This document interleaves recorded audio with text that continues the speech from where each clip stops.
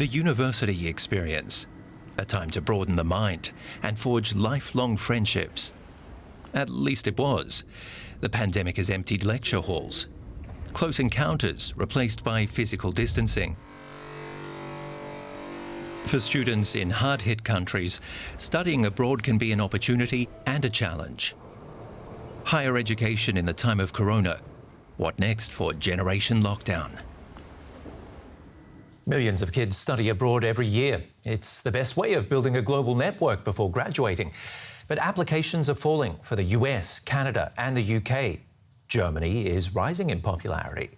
We'll find out why in a moment. First, the challenges foreign students are facing here. German campuses would be teeming with life at this time of the year. But COVID-19 has pushed back the start of the semester for several universities to November. And that's hit foreign students hard. I was supposed to go back in the last day of this month, but my flight got cancelled. I rescheduled it already, but I'm pretty sure it's going to get cancelled again. So my only option is to take a repatriation flight to come back. A lot of students from abroad are stuck here, far from home and their families. I also have some things to do back in my country, and that is what Corona is not allowing me to right now. As my studies, for example, finishing my bachelor and getting time to the university start. The Free University of Berlin is one of Germany's most popular universities for foreign students. And yet, there's hardly anyone on this campus today. Most of the students are staying at home, afraid of what the coronavirus might do to their studies and their lives. And a lot of them are worried about their finances. While there are no tuition fees at public German universities, living expenses amount to an average of 867 euros a month. Students spend around 330 euros on rent, but the cost is much higher in big cities. That's why 3 out of 4 foreign students work part-time to support themselves. I applied to a lot of number of companies, but they're not even taking interviews right now. So I just got interview call from 2 companies in 3 months. So it's a pretty bad situation in terms of jobs, I would say. Divyanshi says he still plans to stay in Germany despite financial constraints. I can do with a mini job or anything like that before that and do some other courses along with it. So, I mean, it's not a rush, but ultimately I will have to finance myself and, get a full-time job to support myself. But many businesses aren't hiring. They're struggling to keep themselves afloat. But that doesn't mean giving up. There's still networking and learning the language, both key for a career here. It's still the same advice to foreign students. The main ways of getting in contact with Germans are through hobbies and jobs. University sports are back on. You can meet outside. Playing musical instruments is allowed. There are lots of opportunities for isolated foreign students to come out of social isolation. The best advice is to make the most of the time, especially with fewer distractions right now. Going digital is proving to be a winner for universities that are trying to encourage students to enroll despite the difficulties of this crisis. We spoke to Vice President of Berlin's Technical University, Angela Ittel. Here's what she had to say. We have lots of international students. Some are with us here, some are all around the world trying to participate in our online formats. Of course, there has been a lot of insecurities about whether they can join us in the fall in Berlin or whether they have to stay at home. For some of them, that's a great opportunity to stay at home and still participate in our study programs. For others, it's of course very disappointing to not be able to come to Berlin and enjoy the city life and to meet other students. So it's been quite a challenge, but we also have noted, which has been really interesting, that the number of applicants for the fall has risen by 30%. We can't really say why there's such a great interest, but I would think that the way Germany handled the pandemic really it was a very positive process for, at least that's how it was portrayed internationally. And a lot of students have told us that, instead of applying to universities in the US, especially with the insecurities about the visa issues, students prefer to apply to German universities, definitely. And Michael Harms joins us now from the German Academic Exchange Service.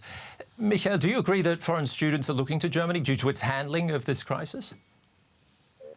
I mean, very much so. I mean, we have seen a constant rise over the past decade, from around about 189,000 to now more than 300,000 international students at German universities. We are now a number 4 country, so I'm not surprised that in this times of crisis in the pandemic, people are looking towards Germany because there is this general tendency that the country has handled the crisis quite well so far. I've also been told there's more interest in tech, health, science and engineering, especially among women due to the pandemic. Can you tell us more about that?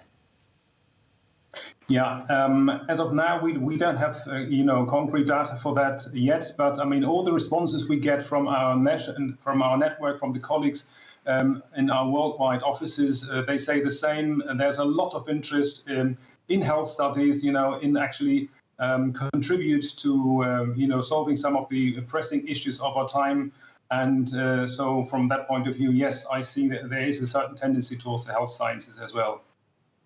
What about the other way around? Germans studying abroad, I know they love to, and a lot of them look to my home country, Australia, for example. Where's this crisis put them? Well, this is quite interesting because it does not seem to prevent, interest in going abroad.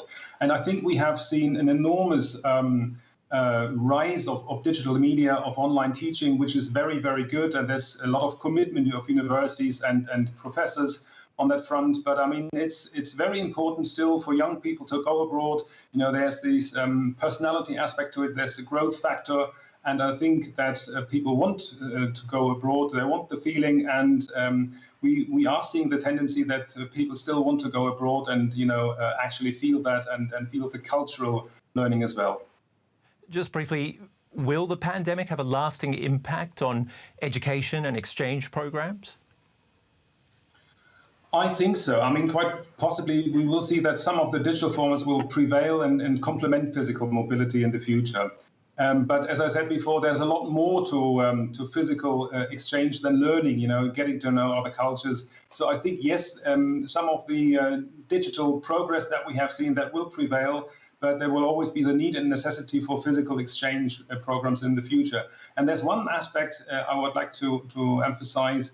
The meaning and significance of international cooperation has been shown throughout the past through months. I think it's very important still for researchers and for students alike to work together in international cooperation.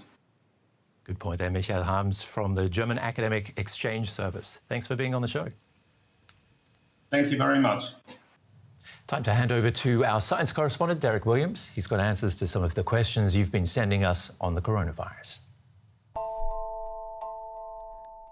How different is SARS-CoV-2 to other viruses that infect us? For example, do people who catch influenza sometimes have no symptoms? Yes, although asymptomatic is a pretty squishy term. We've known for decades that people who don't report flu symptoms can test positive as carriers for the bug. And older estimates usually put the number of asymptomatic carriers for flu at around 50%. A much-cited British study from 2014, however, determined an even larger number of people infected with influenza never develop symptoms, 77% to be exact. Now, if that's correct, it means not even 1 in 4 people who catch the flu will ever show any signs of it. One way or the other, even if the estimates don't all agree, there's plenty of evidence showing that it's quite common for us to catch a range of other viruses and show no signs of illness. And there's also broad agreement that those asymptomatic carriers are likely contributing significantly to the spread of those diseases.